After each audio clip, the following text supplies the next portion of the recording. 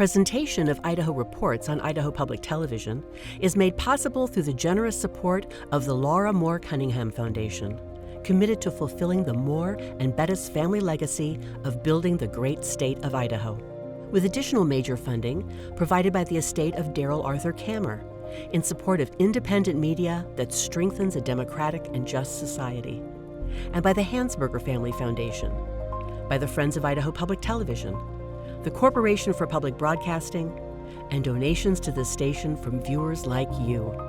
Thank you. Think about what's not measured on a spreadsheet, right? These people's lives are directly impacted, and their glide path is completely different than it would have been. Looming budget cuts have already defined this legislative session, and stakeholders are weighing in on how saving $1 today could cost state and local governments much more in the future. I'm Melissa Davlin. Idaho Reports starts now.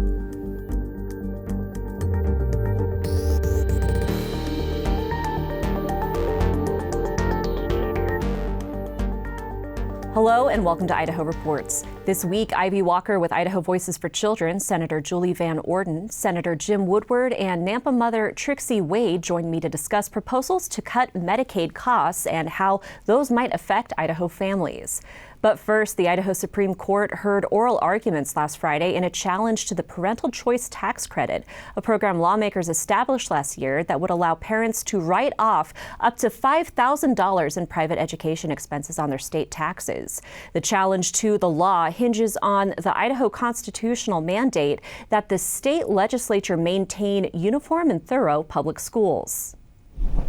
If they intended to say the state could only appropriate money to public schools, why wouldn't they use one system of public schools as opposed to some other states have a provision in their constitution that is specific. You can only appropriate public monies to public schools. We don't have any of that. When I look at the constitutional provision and it talks about maintaining a system of education, I'm just wondering what constitutes maintaining, and if setting standards that they have to meet in order to qualify for the tax credit, if that is the equivalent of maintaining. The Treasure Valley Math and Science Center here in the Boise School District, not every child gets to go there. If you're a kid that's going to be studying differential equations, you get to go there, but not everybody gets to go. I mean, so this idea that there's different methodologies, I mean, we see that within the public school system. Not all schools are the same. That's true. Not all schools are the same, but when that criteria is met, those public schools take those students. In this case, you could have a family who meets the criteria for the tax credit, but it's ultimately up to the private school whether or not they will accept or admit that student. At the end of the line of this bill, you have a private gatekeeper who's saying, even if you meet the criteria for the credit, they can still say that we will not admit you to the school. After the hearing, producer Logan Finney spoke with Daniel Mooney, president of the Committee to Protect and Preserve the Idaho Constitution, the petitioners in the lawsuit. He also spoke with Chris Cargill, president of the Mountain States Policy Center, which supports the tax credit program. When we set up a system, we're talking about a single system. And we're not talking about a floor or a ceiling. When the legislature creates this parallel track for this hodgepodge of different organizations to decide how that system should be run, and we devote public funds to it, that pollutes that system, right?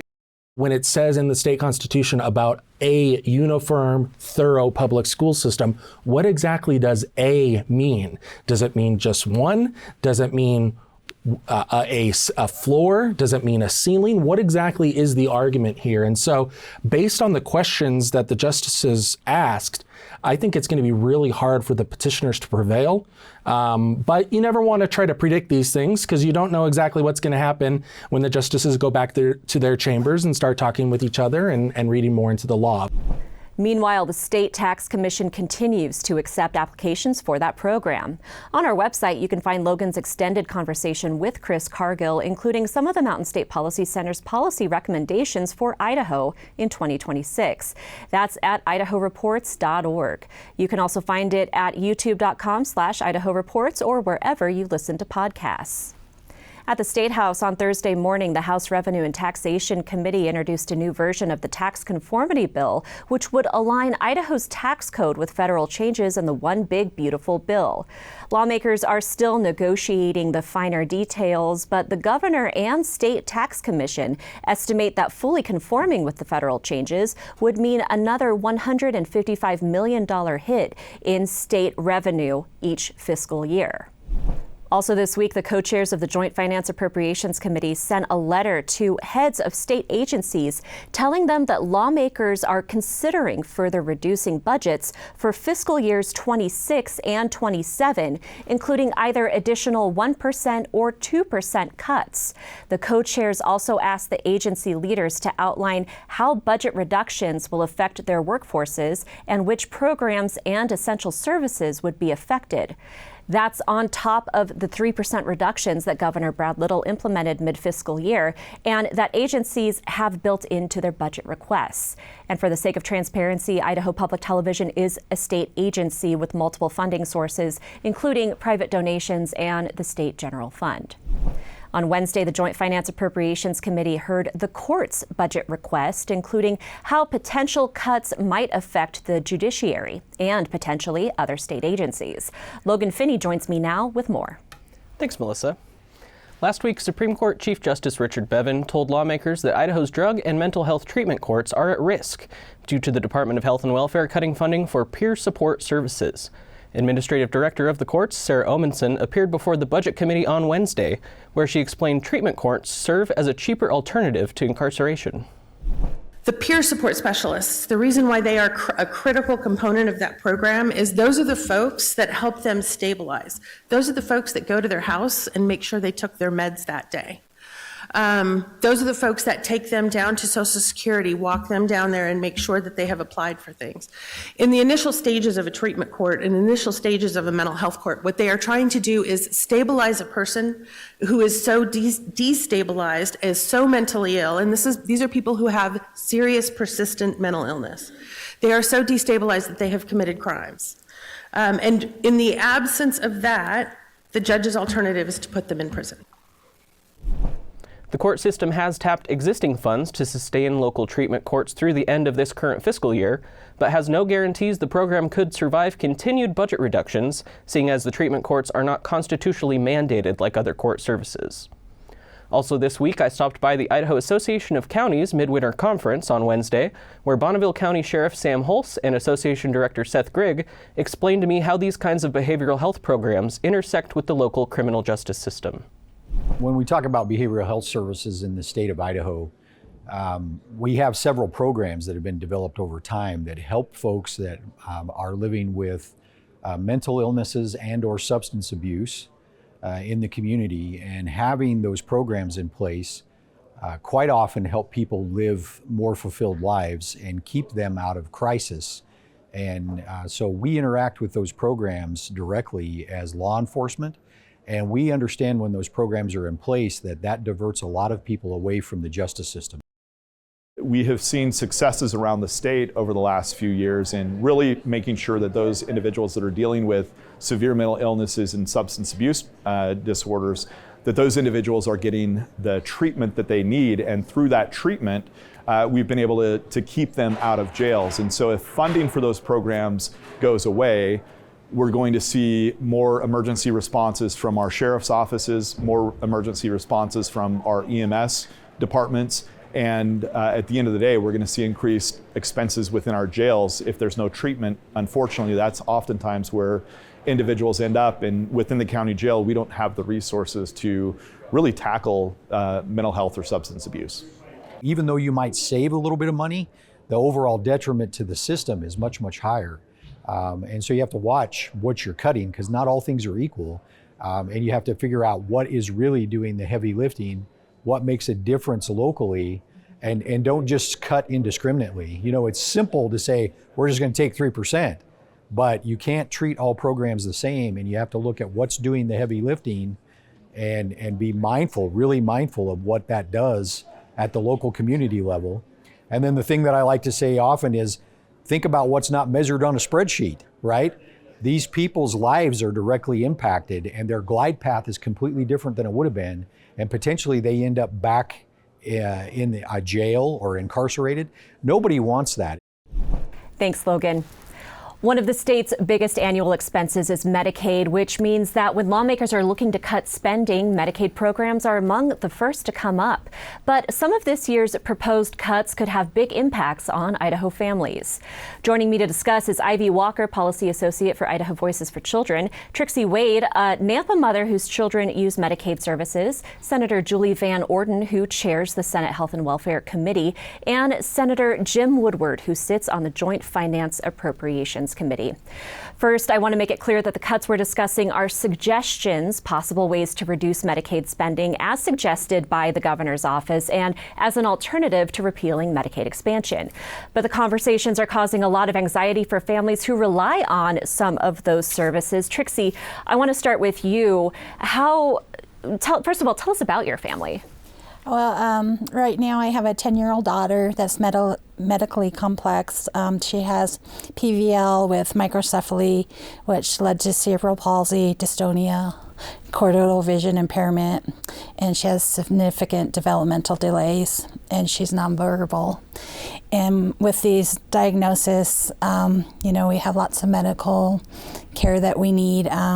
We do therapies that help her even just to swallow, to remember to swallow and not aspirate, and leading up to more hospital visits. My older daughter also relies on some of the programs through Medicaid. She's a single mom of 3, and child support doesn't come in. They need food, and she also uses them for daycare because she works a full-time job. And in our household, it's my husband, myself, and my 10-year-old daughter, and my older daughter lives on her own. So, especially when we're talking about your 10-year-old who lives with you, how might the proposed cuts impact her care? Well, right now we use services like personal care support, private duty nursing, the therapies. We have PT, OT. We haven't been able to find a new speech therapist or feeding therapist. But, and we have to use skilled providers that understand the complex care. And a lot of our medical stuff is out of state because in Idaho you don't have the complex care teams like they have at some of the children's hospitals. What was the question? For your adult daughter and your grandchildren, how might cuts affect them? It'll be difficult for my daughter to be able to have all 3 in daycare. So she may have to switch when she works, what she does for a living. As far as, that's the biggest one I know that's going to impact her, is not having the help with the daycare providing. Ivy, Idaho Voices for Children put out an explainer this week on how these new proposals might affect children and families. Can you give us some of the highlights? Sure. I think first and foremost, when we're talking about kids on Medicaid, when kids don't get that care early on, there are long-term consequences for all of us. So in 2024, 9% of babies were born preterm and 7% were born low birth weight. These are conditions that can lead to lifelong health complications and lengthy NICU stays for families, costing them thousands of dollars. And what's more, 12% of Idaho's infants and toddlers, we're talking about under 6 years old, didn't get a single medical visit between 2023 and 2024. And this isn't because parents don't care. They either can't access it or it's priced out of their reach. And 64% of toddlers never even got a developmental screening in the last year. And when we miss those windows, kids struggle more in school, parents are having to take time off work, and costs go up for the school districts, for our healthcare system, and ultimately taxpayers. Supporting early care isn't a partisan idea. It's a fiscally responsible one, and every economist will tell you the earlier you invest in children, the more you'll save down the road. So, Senator Van Orden, I want to bring you into the conversation. As we mentioned, these are just suggested cuts. From your perspective, what are some of the options on the table when looking at further reducing the Medicaid budget? So the decisions are hard to make. I will tell you that right now, because as I look through all of these, you almost, as I go out and visit with people in my community, you could plug somebody into each one of these. And I want to reiterate that these are reductions. These are not ending of program, these ones that they've done right now. And that they're looking at their reductions. Some of them might be removal, like right here, removal of non-expansion adult pharmacy. Like that's one of the suggestions on the list. And here's another removal. This one is a very difficult one because we have found out from CMS if we do that we have to remove Medicaid expansion. So that's not really a good option for us right there. Removal of adult dental, they did that before, way back in, I think it was 2009 or so, but they ended up bringing it back. And so they did have data that showed what happened in that interim. That's what you find on a lot of these is when analysts come forward or people from the Department of Health and Welfare come and tell legislators, if you remove this, this is what the consequences will be down the road. But we don't have data to put out there and show them. And so it's very hard to convince some legislators that there will be consequences for this. And you're referring to the list of proposed cuts to Medicaid from the Department of Health and Welfare and the governor's office. Do you get the impression that this is a foregone conclusion, or is there still room for conversation with the department and the House Health and Welfare Committee? I think there's still room for conversation. I know there are a number of legislators that have been going and having conversations with the governor's office. Meeting up with them and saying, what about if we do this? Or let's look at this. Maybe we have some funds over here. Let's look at this program. What will the fallout be? So I think everybody's looking for what's going to have the least amount of consequences that come after it. And also, I think what they're also looking at, just what I said, is reduction, not elimination, but a reduction. One of the biggest proposed cuts, it might be the biggest proposed cut, is $176 million of general funds that would go to home and community-based services, which helps individuals with disabilities receive care in their homes as opposed to being institutionalized. If you cut that much money from home and community-based services, is that going to result in some Idahoans who could otherwise live in their homes ending up in state hospitals or elsewhere? It could. And then you have the expenses of them being in that institution, which is quite a bit more than what you were paying before. I think that one item I know people have brought it up, but it seems to dissipate from the conversation very quickly. So in other words, you don't see that as one of the more likely proposals that will actually pass? Correct.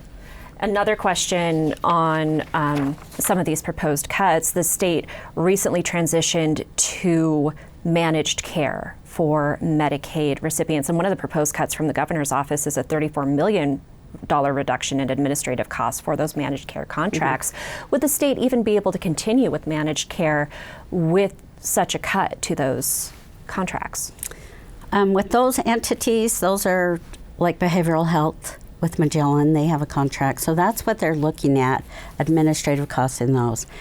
As you know from last year, House Bill 345 put in place comprehensive managed care for all of Medicaid. So we're still moving down that road. We're still anticipating that could happen. When that happens, all of those services get rolled into those managed care organizations. That's what we're aiming for. So they still would be in existence, but what they look like, Melissa, I can't tell you right now because we're still working on that. Senator Woodward, I haven't forgotten about you. You sit on the Joint Finance and Budgeting Committee. Can you give us some insight into these budget conversations about Medicaid? I will. I'll say one point on to finish up there on the managed care that we voted on last year. I do hear quite a bit of buyer's remorse, and that's a decision that has to be implemented over many years. I think it's not until 2029 that we would see full implementation, and so I'm not sure. I'm not convinced yet that we're still going to head that route. We'll see that for future debate. With talking about the budget and why we're having this conversation about these cuts, I think it's important to understand how we got here, and that really comes from decisions we've made primarily last year. But we've cut the income tax rate in the state of Idaho 5 times over 8 or 9 years.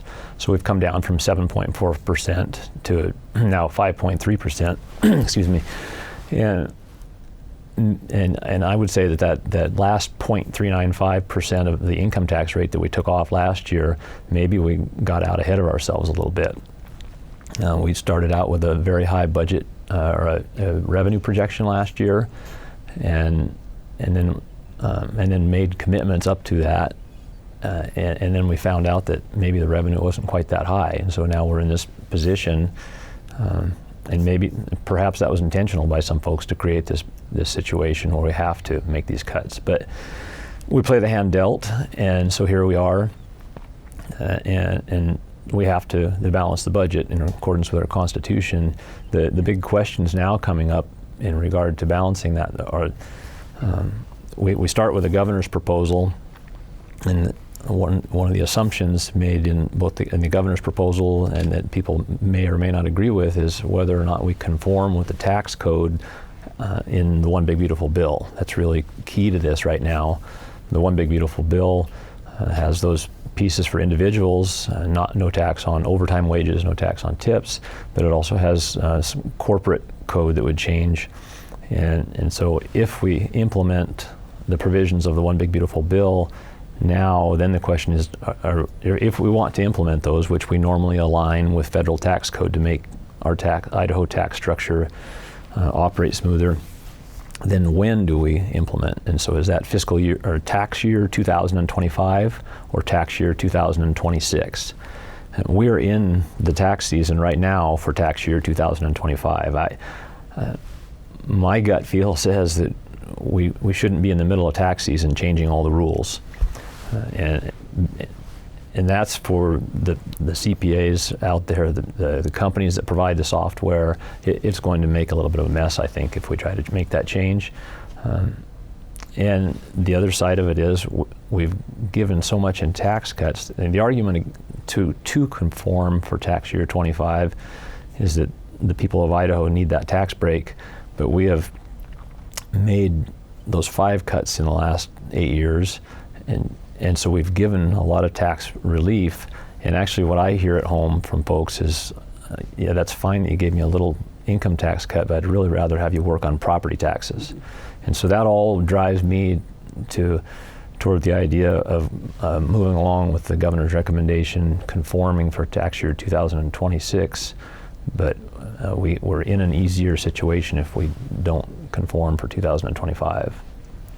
You say your gut feeling is that this isn't the time to fully do this for the tax season we're currently in. Seems like the House has a different idea, and as you alluded to, tax proposals start on the House side. You said earlier that you play the hand you're dealt, but the Senate has passed all of these tax cuts that you're saying has put you in this situation as the Budget Committee.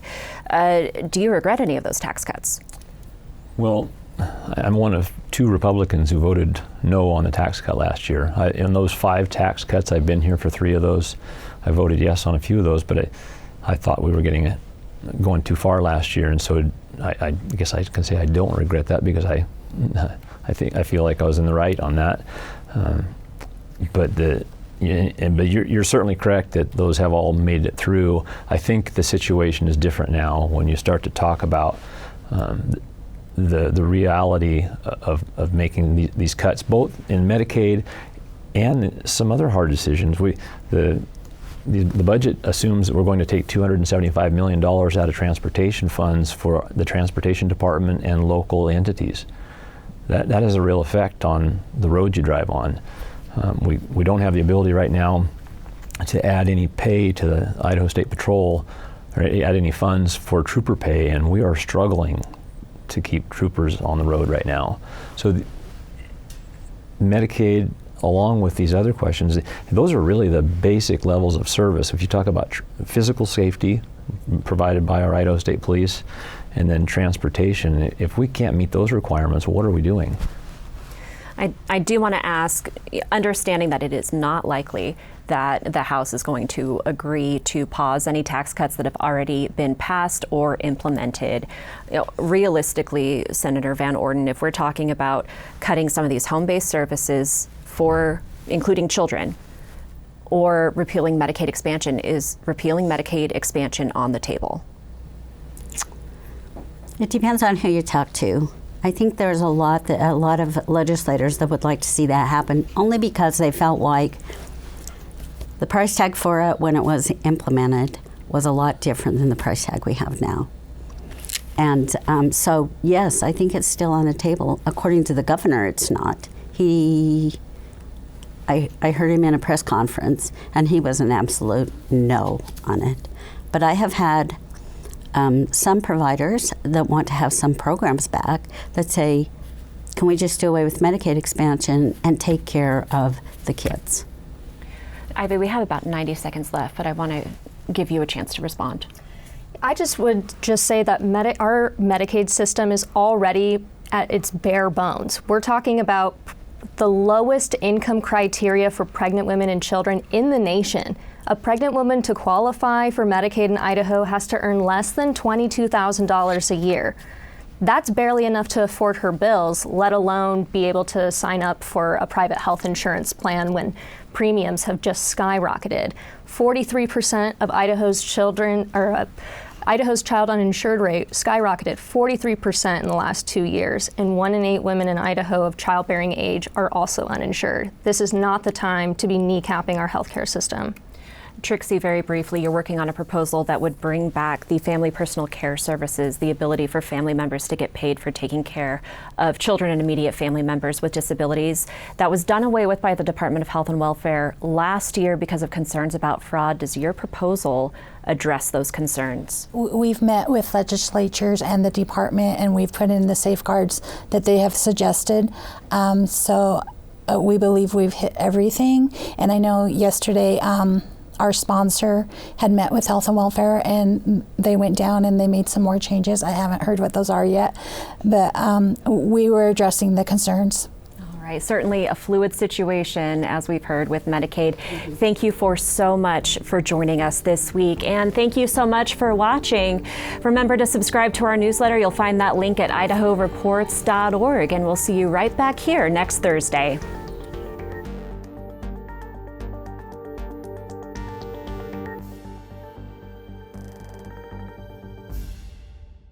Presentation of Idaho Reports on Idaho Public Television is made possible through the generous support of the Laura Moore Cunningham Foundation, committed to fulfilling the Moore and Bettis family legacy of building the great state of Idaho, with additional major funding provided by the estate of Darrell Arthur Kammer in support of independent media that strengthens a democratic and just society, and by the Hansberger Family Foundation, by the Friends of Idaho Public Television, the Corporation for Public Broadcasting, and donations to this station from viewers like you.